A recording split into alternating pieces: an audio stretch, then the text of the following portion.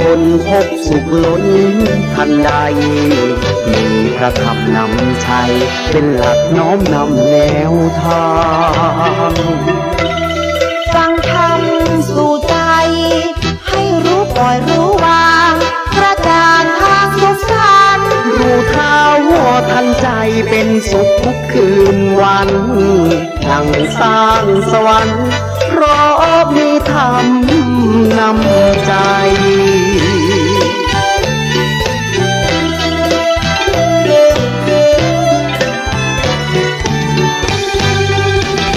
บรรณาการจากพระอาจารย์พระครูได้เผยแพร่ความรู้เชิดชูพระธรรมกระจ่างพระอาจารย์แก่นชี้ทางสว่างช่วยแนะนำแนวทางสว่างสงบร่มเย็น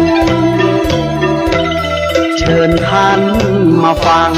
ให้หายเศร้าโศกลำเค็ญร่มเย็นเพราะธรรมนำทางได้ข้อคิดแห่งพินิจพบแสงสว่างพระธรรมนำทางและพระธรรมนำใจ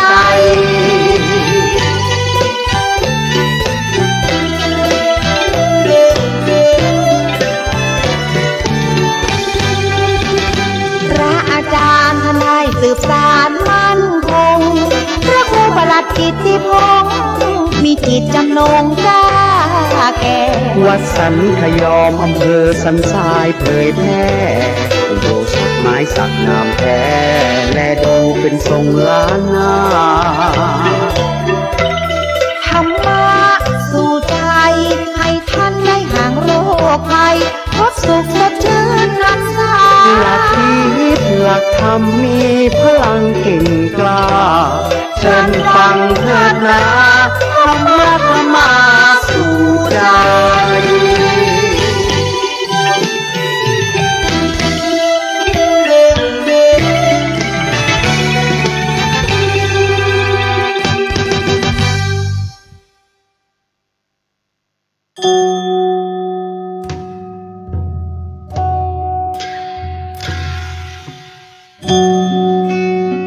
ขอนอบน้อมแด่พระรัตนตรัยแล้วน้อมใจสู่ปวงชนเสียงธรรมอันเลิศล้นสาธุชนจงสาธุการธรรมเทศนาชาดกตำนานเรื่องเล่าขานสาระอันดีธรรมะสู่ใจรายการนี้ทุกบทตอนมีศีลธรรมนำใจพระครูประหลัดกิตติพงศ์กิตติโสพโนท่านเล่าขานไทยทุกทิศทั่วทั่วไทยได้ยินไปให้ยินดีเจริญธรรมทั่วธรณีเจริญดีทั่วถึงกันพระพุทธศาสตร์และวัฒนธรรมอันวิเศษสันนิรันดรเถิดสาธุสาธุ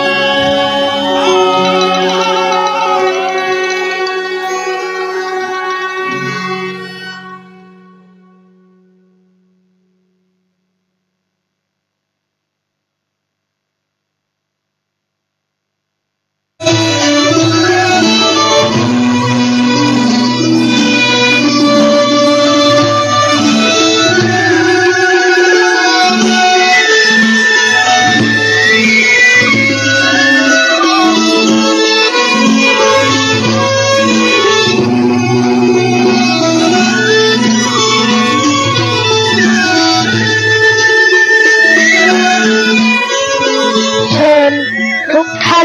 ฟังรายการธรรมะสู่ใจกับพระอาจารย์แก่นวัดสังขยอมได้ณบัดนี้ครับ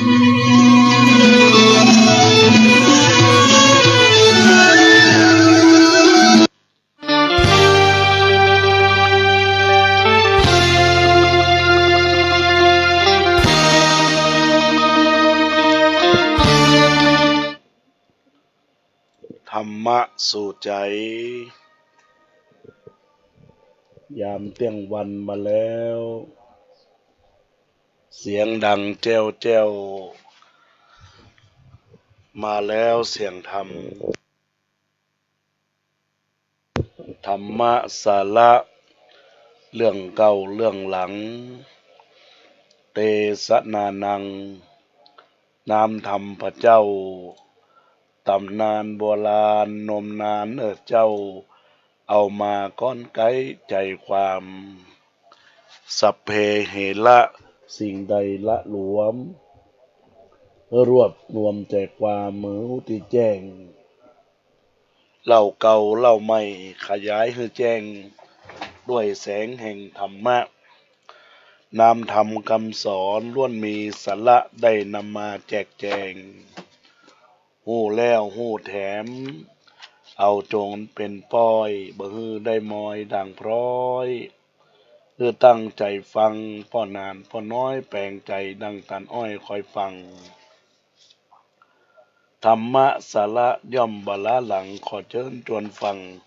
ศรัทธาทุกท่านทุกคนทุกท่านเนอกราบถวายความเคารพหลวงพ่อพระครูหลวงพระเดชพระคุณหลวงพ่อพระธรรมเสนาบดีรองเจ้าคณะภาค7เจ้าวาดวัดพระบรมธาตุเจ้าดอยสุเทพราชวรวิหารประสงค์พระมหาเถรานุเถระครูบาอาจารย์เจ้าจุตนจุองค์จุลูกเจริญพรเจริญธรรมธรรมะสวัสดีกับพ่อครูวรบนามวงพรหมท่านผู้อำนวยการสถานีวิทยุขึ้นพระพุทธศาสนาและวัฒนธรรม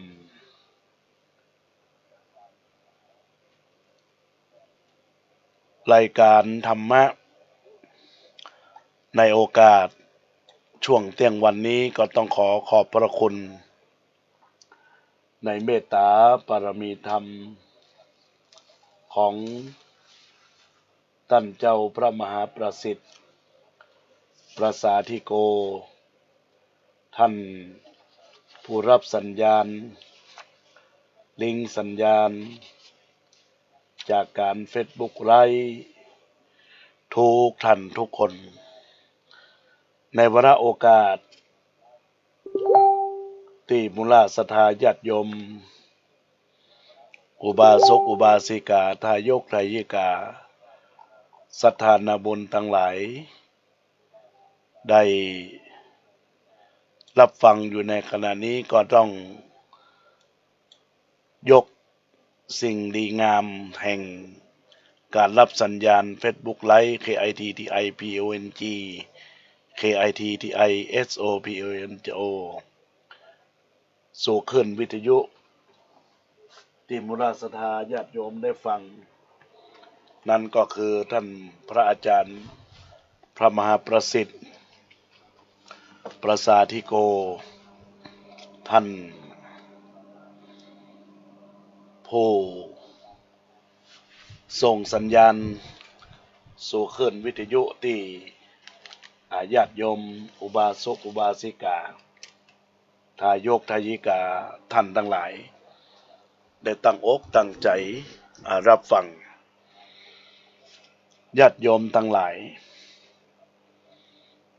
คนเหล่านั้นทุกคนเกิดมาจำต้องมีหน้าที่ที่จะต้องทำทั้งนั้น เป็นเรื่องที่ทำหน้าที่ของ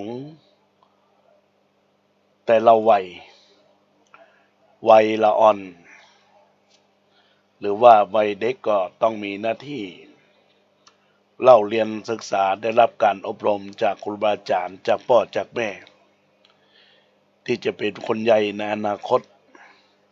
เมื่อเป็นคนใหญ่แล้วก็ต้องทำหน้าที่ของผู้ใหญ่เป็นพระเป็นเณรหรือเป็นคฤหัสถ์ชาวบ้านก็ต้องทำหน้าที่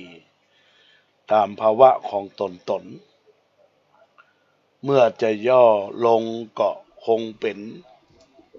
สองคือหนึ่งหน้าที่ของผู้ใหญ่สองหน้าที่ของผู้น้อยทุกคนต้องทำหน้าที่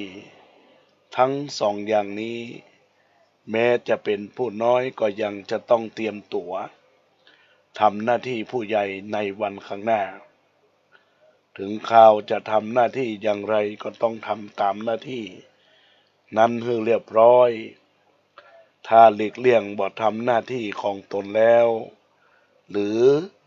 สักแต่ว่าทำบ่มีความจริงจังก็เสียความเที่ยงธรรมบ่อาจทำให้ตนมีความเจริญได้ด้วยเหตุนี้บรรดาท่านผู้ฟังทั้งหลายความประพฤติเที่ยงธรรม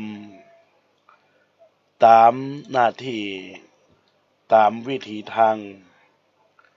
แห่งชีวิตของตัวเองและผู้อื่นตลอดถึงหมู่คณะให้มีความเรียบร้อยเจริญรุ่งเรืองได้คนเราตั้งกันเป็นหมู่คณะเป็นสมาคม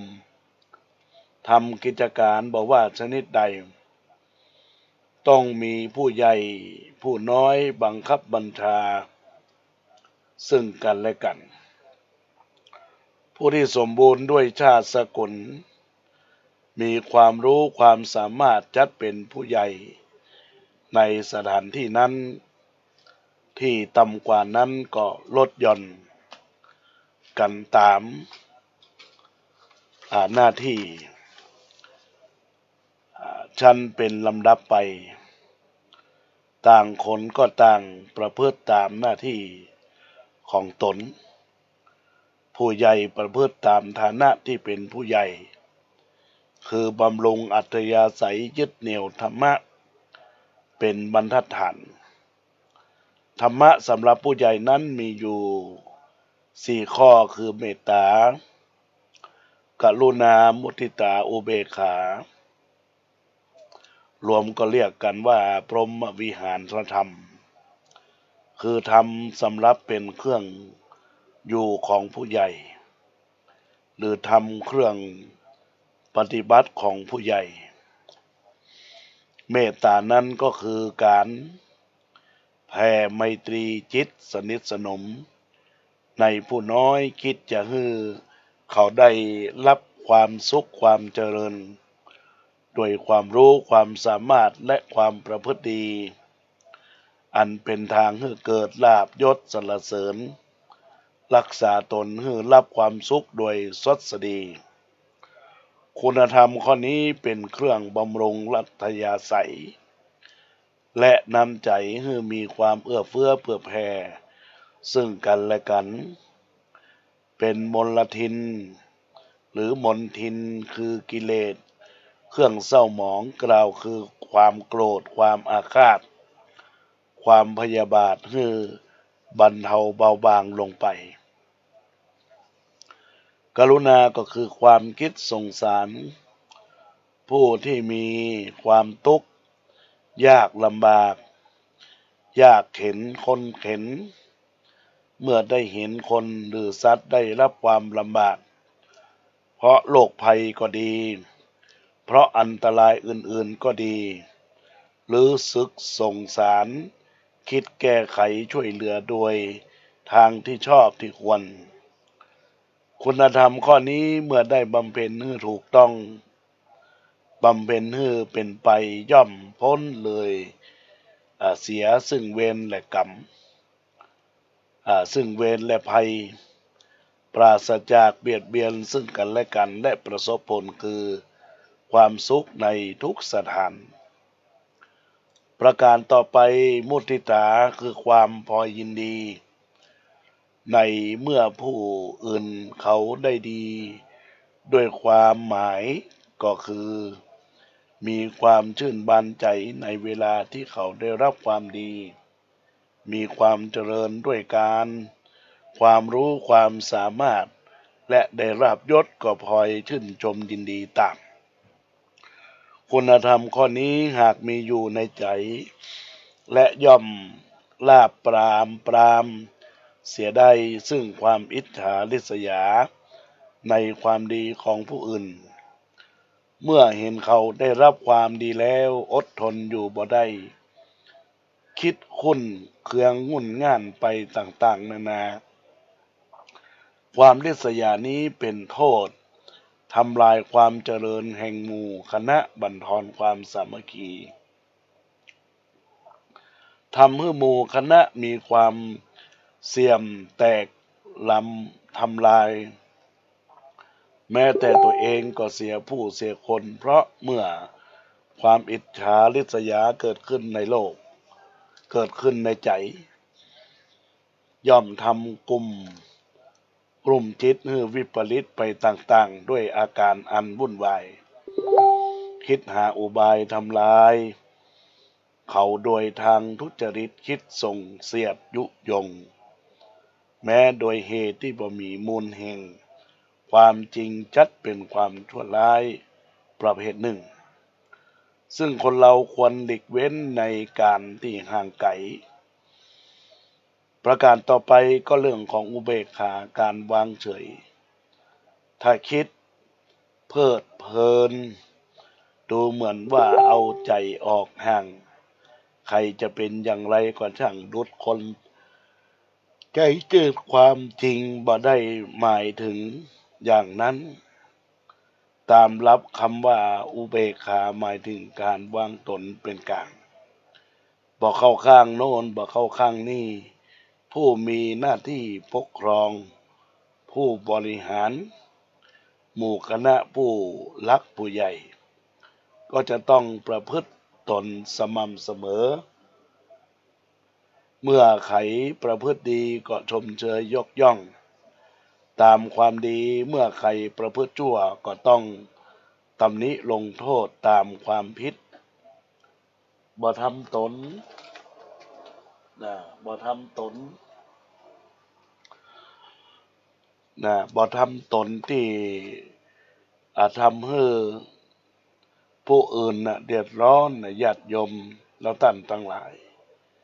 เมื่อใครประพฤติก็ดีก็ชมเชยยกย่องความดีเมื่อใครประพฤติชั่วก็ต้องตำหนิลงโทษตามความผิดบ่ทำตนให้เอ็นเอียงไปด้วยอำนาจแห่งอคติเช่นพอใจรักใคร่ต่อฝ่ายใดฝ่ายหนึ่งได้คิดประทุษร้ายต่อคนที่ตนบ่ชอบลงโทษแต่คนที่บ่มีความผิดยกย่องคนที่บ่มีความดีโดยหลงเชื่อผู้อื่นบ่มีการไต่ตรองสืบสวนโดยรอบคอบกับแกล้งตน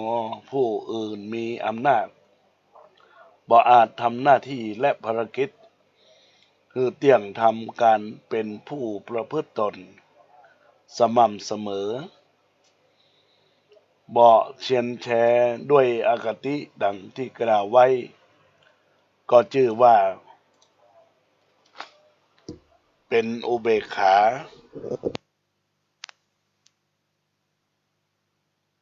คือการวางตนเป็นกลางผู้ที่บำรุงอัธยาศัยตั้งอยู่ในคุณธรรมทั้ง4ประการก็คือเมตตากรุณามุทิตาอุเบกขาซึ่งเรียกว่าพรหมวิหารธรรมนี้นับว่าเป็นการประพฤติเที่ยงธรรมตามฐานะของผู้ใหญ่ส่วนผู้น้อยก็ต้องประพฤติตนตามหน้าที่ ของผู้น้อยกล่าวคือมีความเคารพนับถือผู้ใหญ่มีความเคารพนับถือผู้ใหญ่ในโอกาสที่ก่อแสดงกิริยาเย่นย่อเจอหยิ่งจองหองตั้งอยู่ในโอวาทความบังคับบัญชาประฝ่าฝืนต่อคำสั่งมีความสวามิภักดิ์จงรักภักดีประพฤติตนให้สมควรแก่หน้าที่บ่เกียจคร้านมันทำกิจการบ่ต้องให้ได้ตักเตือนบ่เกลียงงอนลบหลีกทำให้เสียงานถือเอาบ่ให้ล่าช้าเวลาที่กำหนดเอาใจจดจ่อมุ่งหมายต่องานที่จะดำเนินไปสู่ความเจริญก้าวหน้าอันเป็นตัวผลประโยชน์ที่เป็นผลยกย่องผู้ใหญ่ตามคุณงามความดีของท่านบ่ลบหลู่บุญคุณบ่ติเตียนใส่ความโดยฐานทุจริตเป็นต้นนี่ก็เป็นหน้าที่ของผู้น้อยทั้งผู้ใหญ่และผู้น้อยถ้าหากต่างกันก็มีความประพฤติที่เที่ยงธรรมตามหน้าที่ของตนดังที่กล่าวมาก็จะทำให้เกิดความพร้อมเพรียงมีความสามัคคีปรองดองเป็นอันหนึ่งอันเดียวกันความหวาดระแวงกินแหนงแข้งใจในระหว่างกันและกันก็จะบังเกิดขึ้นความสุขความเจริญจักมีขึ้นแก่ตนธรรมะอยู่ผู้ใหญ่ของคุณธรรมผู้น้อยยังมีอีกมากมายจึงขอฝากกับท่านผู้ฟังที่อยู่ทางบ้านในใจความว่าสิ่งทั้งหลายทั้งปวงที่ได้เกิดขึ้นในลักษณะนี้แล้วก็เป็นการที่จะทำให้เราได้มีพัฒนาการมีพัฒนาที่ยั่งยืนมีการพัฒนาที่เป็นระบบเราก็จะเป็นเรียกว่าเป็นชายเป็นหญิงที่มีคุณธรรมมีคุณประโยชน์ต่อประเทศชาติบ้านเมืองในโอกาสนี้ก็จึงบอกกล่าวกับบรรดาญาติโยมในธรรมะขององค์พระสัมมาสัมพุทธเจ้าเพื่อเป็นแนวทางในการดำเนินชีวิตประสิทธิพรคุณงามความดีกับตัวตนของเราท่านทั้งหลายที่ได้รับฟังรายการอยู่ในขณะนี้ญาติโยมและท่านทั้งหลายก็จะได้ชี้แจงให้กับบรรดาญาติโยมสาธุชนพุทธบริษัททั้งหลายทุกท่านทุกคนที่จะมาร่วมงานในการปฏิบัติธรรมยะถาสันติธกรรมมีการสวดมนต์ไหว้พระเจริญเมตตาภาวนาสืบชะตาเสริมบารมีฟังเทศน์สืบชะตาถวายเครื่องทายทานถวายภัตตาหารเทศน์เส้งสร้างกุศลบารมีให้กับตนเองครอบครัวสังคมประเทศชาติต้อนรับเทศกาลปีใหม่2567 ณ ที่สถานที่ก่อสร้างศาลาปฏิบัติธรรมอาสภะมหาเถระนุภาเถรานุสรณ์กตัญญูอาจริยบูชาคุณณ วัดสังขยอมเริ่มต้นตั้งแต่วาและญาติโยมแต่ว่าในช่วงเย็นก็มีการทำวัดพระสงฆ์ได้ประกอบพิธีในการที่ยืนยงโอกาสจะเข้าจำพรรษาในสถานที่ทางคณะสงฆ์ได้เตรียมมือพร้อมเตรียมมือดีก็ญาติโยมก็ได้พากันมาร่วมกันเสร็จแล้วหลังจากที่ได้ถวายแล้วอธิษฐานแล้วก็ดีก็ ได้ประกอบพิธีฟังพระธรรมเทศนาหนึ่งกัน แล้วก็จะได้พักผ่อนในเวลาประมาณที่บรรดาญาติโยมทั้งหลายได้มีความตั้งใจรักษาหีดห้อยของการปฏิบัติและอุปถัมภ์อุปถากพระเจ้าประสงค์ที่ได้มาเข้าพรรษาเข้าเข้ายถาสันติกรรมภายใน7 วันนะขอบอกกล่าวกับบรรดาพ่อแม่พี่น้องศรัทธาญาติโยมทั้งหลายทุกท่านทุกคนนี้วันที่4เนี่ยจะเป็นวันออกกรรมเป็นวันออกกรรมแต่ช่วงระยะนี้ก็เป็นการที่อยู่กรรมของพระสงฆ์เริ่มมาตั้งแต่ตะวาวันพุธที่31 กรกฎาคม 2567 เวลา 18 นาฬิกาโดยประมาณได้มีการจุดธูปเทียนบูชาพระรัตนตรัยยินยงโอกาสขันพระพุทธเป็นขันใหญ่แล้วก็หลังจากนั้นก็เวลา6 โมงทำบุญตักบาตรเจริญพุทธมนต์ 18 นาฬิกาทำวัดฟังพระเทศนาในโอกาสนี้ก็ขอเจริญทุกคนทุกท่านที่รับทราบบอกกล่าวข่าวประกาศในโอกาสนี้ได้ช่วยกันจาต่อกันไปเป็นตีเป็นตางเพื่อที่คนต่างไกลก็จะได้ทราบอย่างส่วนของเทคโนโลยีในความดีของบรรดาศรัทธาญาติโยมอุบาสกอุบาสิกาทายกทายิกาศรัทธานบุญทั้งหลายแล้วในโอกาสวันอาทิตย์ที่4ก็จะเป็นวันที่พระสงฆ์ได้อธิษฐานออกยถาสันติกรรมก็มีการทำบุญตักบาตรเจริญพระพุทธมนต์สืบปุราจตาทุกเจ้าบ่ได้ขาดดังนั้นแล้วบรรดาญาติโยมท่านใดที่อาตมาภาพประกาศนี้จะมาร่วมงานจะมาใส่บาตรก็พากันมาได้เพื่อเป็นบุญกุศลครับกาละที่ได้สร้างบุญสร้างกุศลแผ่ภายเจบุญให้ประสงค์ทั้งหลายได้นั่งนักเพื่อภายโพธิกับบุรศรัทธาญาติโยมไว้ทุกคณะในโอกาสนี้ก็ขอเจริญพรญาติโยมอุบาสกอุบาสิกาทุกคนทุกท่านที่มีความตั้งใจประพฤติปฏิบัติในโอกาสนี้ก็ขอเจริญพรอนุโมทนาขอบคุณอย่างบุญกุศลที่ศรัทธาได้ให้หอมแล้วก็ยังได้จ่ายหลายอย่างอาหารเพลพ่องน้ำปนาพระสงฆ์พ่องแล้วก็ถ้าเป็นวันศุกร์ก็จะเป็นผ้าใน3-4 ผืน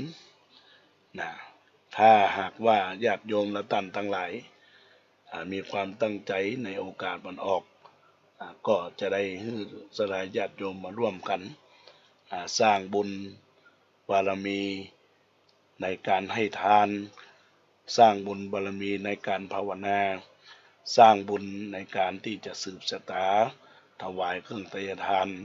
ถวายเสนาสนะกุศลละเจตนาของคณะศรัทธาที่ได้ประกอบไปแล้วก็เป็นประเทศชาติบ้านเมืองมาณโอกาสนี้ก็ขอเจริญพรกับบรรดาญาติโยมตอนนี้ก็จักได้ทักทายกับบรรดาญาติโยมที่อยู่ใน Facebook ไลฟ์ที่กำลังเปิดอยู่นี้ก็ขอได้ทำการกดทักทายกับบรรดาศรัทธาญาติโยมเกี่ยวข้องอย่างใดพ้องวันนี้รับฟังแล้วมีเสียงสะท้อนมีเสียงเหมือนกับบ่ได้ยินเสียงก็แจ้งความประสงค์มาได้แล้วก็หากว่าญาติโยมอยากจะมาใส่บาตร ทางวัดก็ได้เตรียมไว้เป็นชุดใส่บาตรใส่บาตรคนแรกแล้วก็ทีนี้ การทำบุญตักบาตรนั้นสิ่งทั้งหลายทั้งปวงที่เฮายกยอน้อมถวายนั้นก็เป็นบุญเป็นกุศลที่ท่านทั้งหลายต่างคนต่างมีความตั้งใจที่จะเป็นเจ้าภาพถามว่าเจ้าภาพเต็มก็บอกเขาเต็มตะไดเนาะไปเป็นวันดังนั้นแล้วก็ขอฝากกับบรรดาศรัทธาญาติโยมได้ร่วมบุญร่วมกุศลมาณโอกาสนี้ด้วยทีนี้ก็จะได้บูชาพบปะเข้าบรรดาญาติโยมทั้งหลายทุกท่านทุกคนเจริญพรกับคุณโยมวาสนากันทวีคุณโยมป้าเจ๊สันไซหลวงน้าน้องคนเดิมคุณสุนีสุภาสีคุณเกษราใจเทพเบถีพจนาพรวิศีวรพัฒน์คุณโยมกิรดาพฤกษาเลิกคุณโยมอัมพรกันทวีคุณโยมพินชลิยานิติประสาทแล้วก็ปนานอินสมตะปินอันนี้เปิ้นก็ได้โอนปัจจัยเป็นค่าสังฆทานอีก1 ต้นก็อนุโมทนาขอบคุณอย่างกุศลเจตนาของคณะศรัทธาญาติโยมร่วมบุญมาของปนานเจดศรีมณีเจ็ดแสงปนานอาจารย์วัดจิตลินก็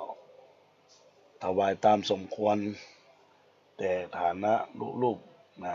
ที่ได้ถวายทานยังกันเทศก็เป็นอีกการหนึ่งเนาะดังนั้นแล้วก็คณะศรัทธาญาติโยมอุบาสกอุบาสิกาทายกทายิกาทั้งหลายก็เจริญพรได้มาร่วมฟังพระเทศมาสวดทำวัดเจ้าทำวัดแรงและสุดท้ายก็มาทำกาละที่สร้างบุญสร้างกุศลผลคุณงามความดีสุโขบุญญาสะอุจจโยการสังสมซึ่งบุญก็นำความสุขมาให้ตัวเฮาเน้อญาติโยมทั้งหลายเจริญพรแม่แดงวัดร้องวัวแดงแม่พรว่าจะได้แม่พรก็ถ่ายทอดไปคือแล้วมาแล้วอ่ะมาดีเนาะที่วัดสักยามแม่นจะทอดคืนละแล้วไม่เห็นมันเจ้านี่เนาะมันเจ้าได้เห็นแล้วมาแรงก็ฟังอยู่บ้านฟังเนอะทำบุญหาเท่าเหรอแค่นี้ไม่จบแล้วเดี๋ยวอย่าจอดเดี๋ยวก่อนตีตามรับฟังแมลงเนอะแม่เนอะ1 ทุ่มอนุโมทนาเนอะ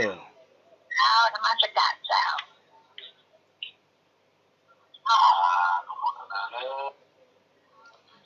ขอบคุณกับสายแม่พรบ้านห้องบัวแดงรับฟังรับทราบจาก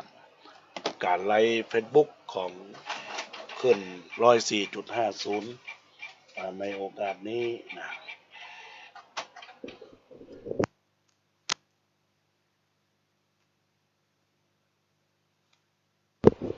อนุโมทนาการเนอร์ที่มุลาศรัทธาญาติโยมได้ร่วมบุญตอนนี้จะทักทายไปยังญาติโยมที่อยู่ทางบ้านที่ได้ส่ง Messenger หมายมีคุณโยมมวยพิษจากบ้านเมืองง่าละปูนคุณโยมนาจากาแฟคุณโยมธนวันพูดงามแล้วก็ยายนิ้วนาโนยายนาโนเนอะแล้วก็มุลาศรัทธาญาติโยมสาธุชนที่ทักทายเข้ามาน้อยใจหวานทักทายเข้ามาแล้วก็ในไลน์เนอะก็มีญาติโยมได้ทักทายเข้ามาอูจ๋ากับคณะศรัทธาญาติโยมสาธุชนและท่านทั้งหลาย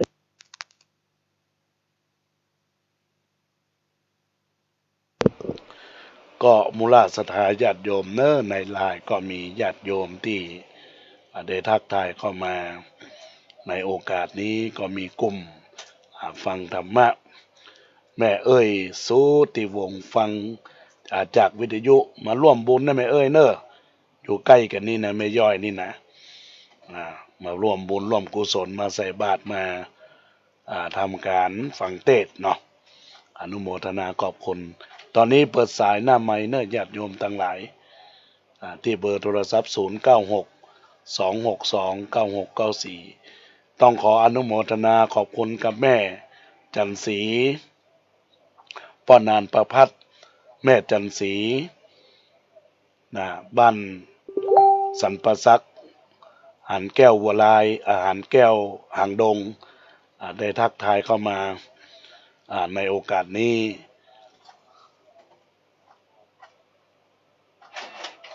แล้วก็หมายมีเจ้าภาพ200 บาทในกันเทศหมายมีโยมแม่อาลีสดับ200 บาทแม่กองพันตุ่มอินรวมทำบุญมา300 บาทแล้วก็คณะสัตยาญาติโยมอุบาสกอุบาสิกาได้ทักทายเข้ามาก็ร่วมบุญมาในโอกาสนี้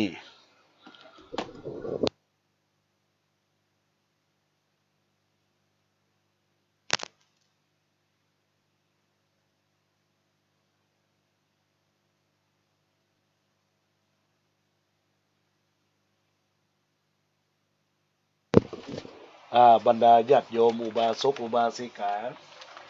ทุกคนทุกท่านได้ร่วมปตาอนุโมทนาบุญในกุศลเจตนาโดยเฉพาะแล้วก็มีแม่อาลีสดับ200 บาทแล้วก็แม่ แม่จากบ้านกันกนกกะเตจะแล้วก็แม่สุพินชัยจินดาได้ร่วมบุญมาแล้วโอนปัจจัยมาแล้วปนานอินสมเตะปินก็ได้ร่วมทำบุญมาเนอะอนุโมทนาขอบคุณกับกุศลเจตนากับคณะสัตยาญาติโยมสาธุการยินดีตอนนี้ก็เบอร์โทรศัพท์0962629694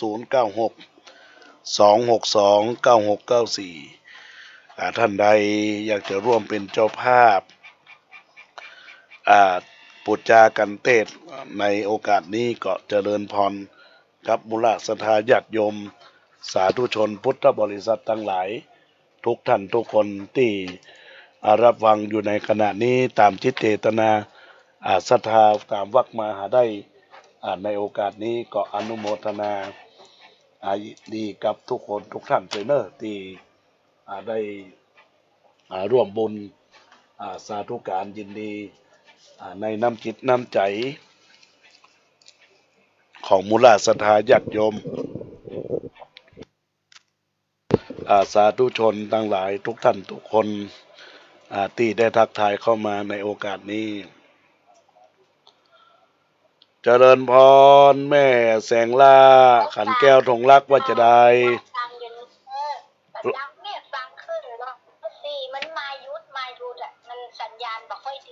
อันกะมันจะได้มาบอกว่าหมออันเปิ้ลก่อนพยายามปรับเหมือนกันนะมันหายแม่ฟังมาได้ต่อปฏิปต่อกันเลยตั้งแต่เมื่อคืนมาละอันกะเจ้าสัญญาณมันบอกค่อยชัดสัญญาณกะเจ้าสัญญาณน่ะกะล่าหันได้ฟังกับวิทยุเนาะแม่ก็พอในโทรศัพท์ตัวในโทรศัพท์นี่ก็เป็นอย่างหันภาพเนาะเจ้า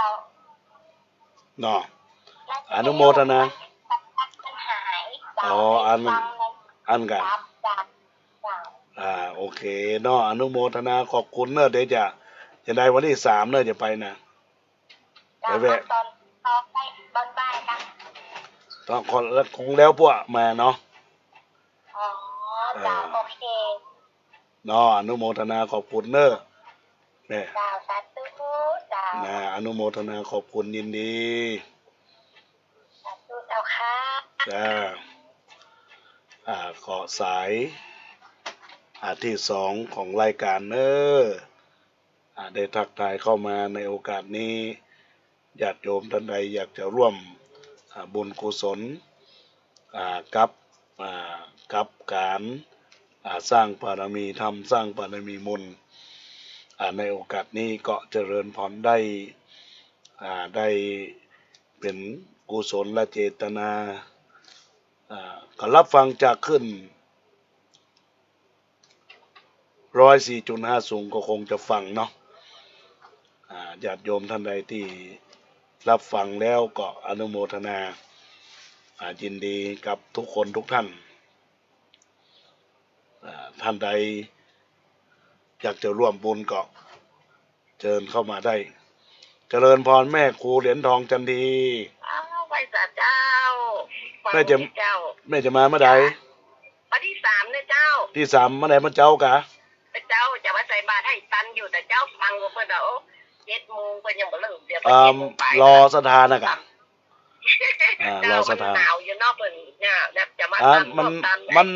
มันบ่เคยทำการเปิดซื้อตาเนาะเจ้าซื้อตาออนไลน์เนาะไม่ได้เตรียมอย่างไปก็เตรียมปัจจัยไปซื้อพุ่นเนาะไปปูจามาปูจาเพชรได้เลยจ้ะเนาะอนุโมทนาทำบุญทำทานกันเนาะได้เลยอนุโมทนามาที่หน้างานเนาะแม่เนาะเจ้ามาได้เจ้ายินดีคืนนี้ก็ฟังตอนจะฟังดูเฟซแล้วก็ดูฟังวิทยุตัวเห็นวันนี้โอเคมันเป็นพิธีกรแม่นมาเนี่ยกันมาร่วมกันเนี่ยกันมาได้2-3 คืนเลยกันเพิ่นว่า2-3 คืนละเจ้ายังเป็นวัดเนาะเพิ่นน่ะถ้าอย่ามาแพ้อากาศมันหนาวเนาะมันตึงหนาวเต้นะท่านโอ้โหแต่ว่ายังมันหนาวตาใดมันนี่หนาวเจ้าน้อยถ้าเจ้าเข้ากรรมนะแม่ละเนาะยินดีกับแม่เนอะเจ้าวันที่3เนาะวันที่3เจอกันเนอะ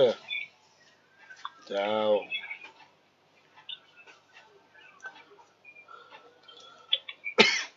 อันนี้ก็ขอบคุณกับแม่ครูเหรียญทองจันทีได้ร่วมบุญร่วมกุศลในการสร้างบารมีธรรมกุศลเจตนาของคณะสัตยาติโยมอุบาสกอุบาสิกาทายกทายิกาศรัทธาบุญท่านทั้งหลายได้กระทำบำเพ็ญบุญอันก่อเกิดจากจิตใจก็ทักทายเข้ามายื่นกำลังอกยกกำลังใจกับบุรุษศรัทธาญาติโยมสาธุชนและท่านทั้งหลายในโอกาสนี้ก็อนุโมทนายินดีกับสาธุชนทั้งหลายตัวเนอ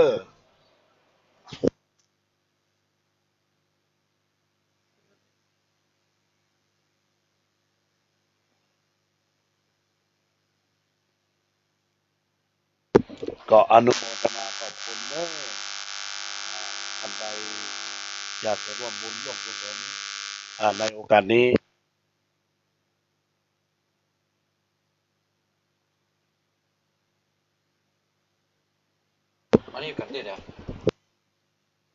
อนุโมทนาที่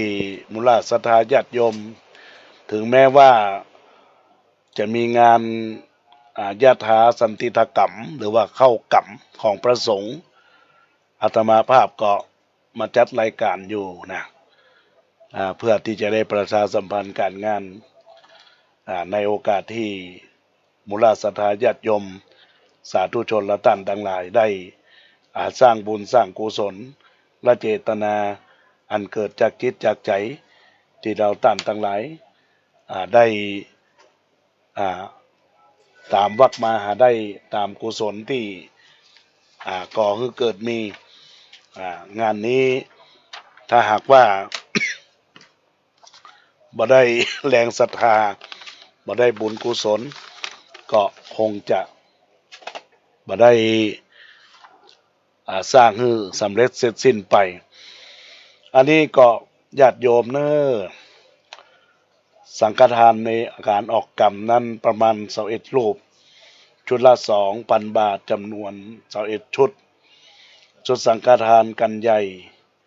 อันนี้กันเทศ3,000เหลืออีก2 ชุดเหลือ6,000กันเทศชุดเล็กก็ชุดละ 1,000 บาทเหมือนกับพี่นานอินสมเตปินได้เป็นฮับไปใช่จะเป็นเจ้าภาพลูกกงระเบียง500 บาทไม้เจรไน 1,000 บาท ไม้ฉลุใหญ่ 5,000 บาทมี5 อัน หลอดไฟหลอดละ100 บาท ไม้ฉลุหน้าจั่ว 2,000 บาทมี4 อัน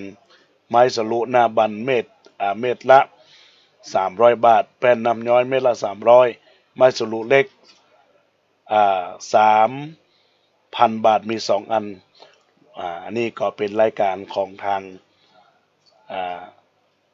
รายการอุปกรณ์ที่ยังขาดเหลืออยู่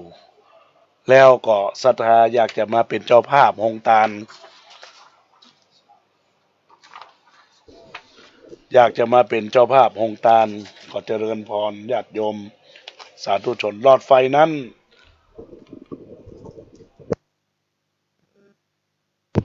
ตะกี้ประกาศผิดไปหลอดไฟนั้นอาจจะหลอดละ200เนอะญาติโยมก็แจ้งความประสงค์จำนงหมายเกี่ยวกับอุปกรณ์สว่างตาสว่างใจสว่างชีวิตให้มีความบริสุทธิ์หมดใสก็ขอให้ญาติโยมอุบาสกอุบาสิกาเหล่าท่านทั้งหลายคิดดีทำดีพูดดีบารมีก็จักบังเกิดเนาะญาติโยมทั้งหลายทำไปเถอะ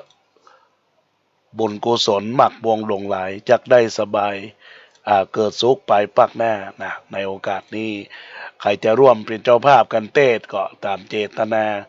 ก็200 บาทนะก็มีคนรับเป็นเจ้าภาพ200 บาทก็แล้วแต่100 บาท300 บาทก็โอนออนไลน์มาได้ในญาติโยมแจ้งความประสงค์กับอาตมาภาพที่นี่ได้ก็จะได้เป็นบุญเป็นกุศลกับทุกคนทุกท่านที่สร้างบารมีธรรมในโอกาสนี้นะบุญกุศลใดที่ท่านทั้งหลายได้กระทำปั้มเป่งในกุศลเจตนาอันเกิดจากจิตจากใจก็ขอให้เป็นบุญเป็นกุศลในห่วงเวลาในการที่พระสงฆ์ได้มาปฏิบัติวัดเป็นโอกาสที่พระสงฆ์จะแผ่กุศลหนทางไปหายังบุพเพตพีตลอดถึงญาติมิตรพี่น้องผู้ลงรับดับขันญาติมิตรพี่น้อง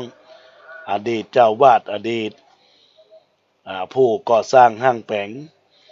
ยังทารวรวัตถุต่างหลายในโอกาสนี้ก็จึงบอกกล่าวกับบรรดาพ่อแม่พี่น้องญาติโยมทุกคนทุกท่านได้มีการวันนี้หากว่าญาติโยมอยู่ทางฟาร์มทางจองได้ฟังในขึ้น104.50 วัดไฟหินและการระบบไลฟ์สดวิทยุไฟหินนั้นก็จะมีการทำวัดสวดมนต์เวลา 6:18 น.และหลังจากนั้นเวลา 1:30 น.ก็จะได้ฟังพระธรรมเทศนาซึ่งวันนี้หมายมีองค์แสดงธรรมคือหลวงพ่อพระครูพิพัฒน์ศิลสังวรอดีตพระครูพิพัฒน์ศิลสังวรรองเจ้าคณะอำเภอสันทรายอดีตรองเจ้าคณะอำเภอสันทรายแล้วก็เจ้าวาดวัดสันทรายมูลแล้วก็เป็นบุญเป็นกุศลที่จักได้สร้างเป็นบุญกุศลคือเกิดกับตนตัวเราท่านทั้งหลายคือเกิดมีมาในชีวิตจิตใจของเราท่านทั้งหลายในโอกาสนี้ก็เจริญพรเนอะญาติโยมทั้งหลายเนอะ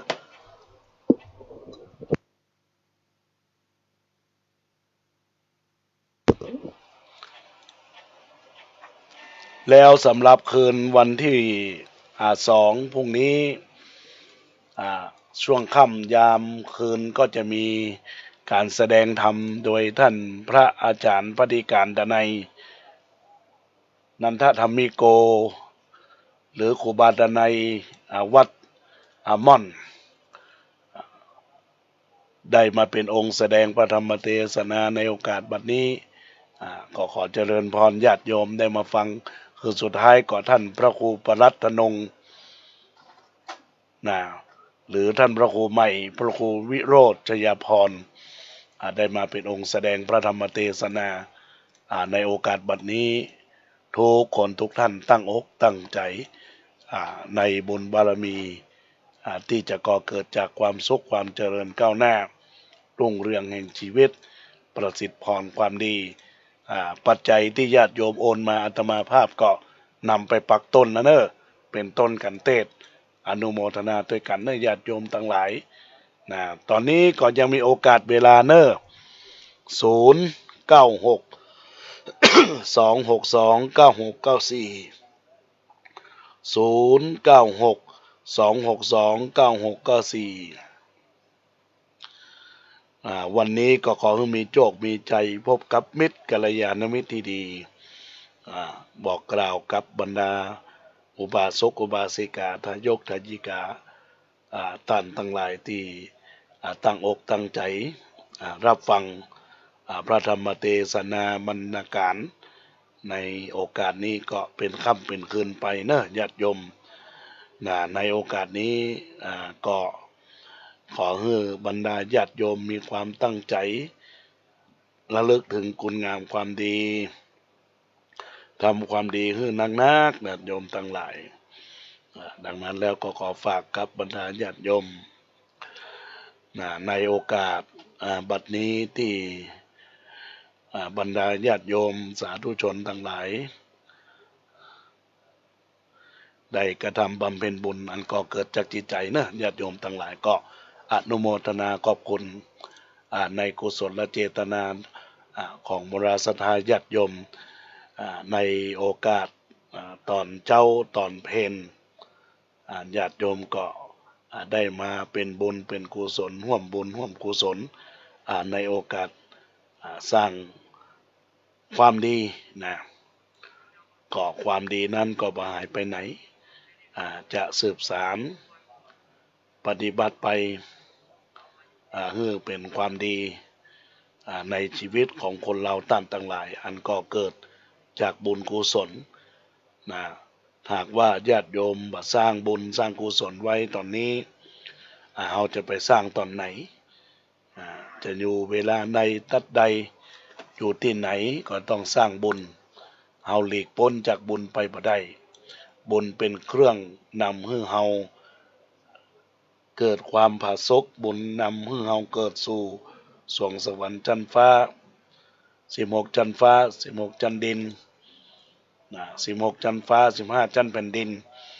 อันนี้ก็เป็นสิ่งสำคัญที่จะเป็นตัวประกาศเวลาเฮาหยาดน้ำในหยาดน้ำทั้งหลายเฮายังหยาดน้ำไปหาญาติกาอายาติกาพิสา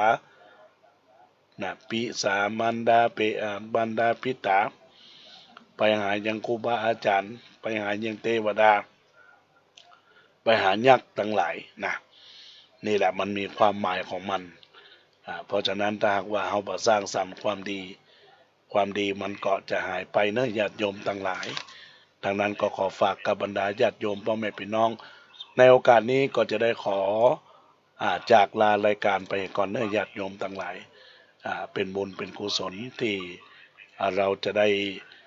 สร้างบารมีธรรมในโอกาสบัดนี้ก็ขอเจริญพรทุกคนทุกท่าน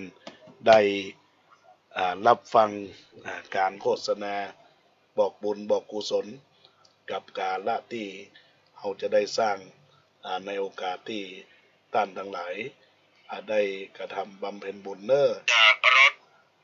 กินตา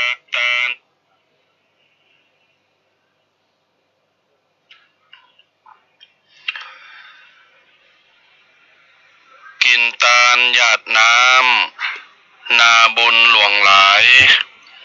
ยักสุขสบายต่อนนี้ไปหน้าขอเจริญปอนคณะศรัทธาสาธุชนญาติโยมท่านทั้งหลายเสียงที่ท่านทั้งหลายกำลังได้ยินและได้ฟังอยู่ขณะนี้เป็นเสียงประชาสัมพันธ์จากรถอำนวยการงานเข้ากำของวัดสันขยอมตำบลสันทรายน้อยอำเภอสันทรายจังหวัดเชียงใหม่จะเริ่มตั้งแต่วันที่1 กุมภาพันธ์ 2567 และไปสิ้นสุดวันที่ 4 กุมภาพันธ์ 2567 ในการนี้จึงขอประชาสัมพันธ์เชิญชวนคณะศรัทธาสาธุชนทุกคนทุกท่านบ่ว่าจะอยู่บ้านไกลบ้านไกลบ้านใต้บ้านเหนือเชิญญาติโยมมาร่วมกินร่วมทานร่วมทำบุญถวายสังฆทานถวายปัจจัยมาร่วมทำบุญตักบาตรข้าวสารอาหารแห้งมาร่วมทำบุญสืบชะตาสะเดาะเคราะห์ละภัยเอาความบดิบดีความมั่งความมีเอาความสิ่งที่เป็นอัปมงคลออกไปจากตนตัวญาติโยมศรัทธาท่านสาธุชนพุทธบริษัททั้งหลายในการนี้กิจกรรมตลอดในการประพฤติวัดปฏิบัติธรรมของพระเจ้าพระสงฆ์ครูบาอาจารย์จำนวน21 รูปจะได้ประกอบพิธีเช่นเดียวกันในแต่ละเจ้าแต่ละวันเป็นต้นว่าเวลาตี 4จะมีการทำวัดสวดมนต์ตอนเจ้าและเวลา6 โมงเจ้าจะได้ถวายจังหันเจ้าหรือถวายพระตาหารเจ้าแด่พระเจ้าพระสงฆ์เวลา6 โมงครึ่งหรือ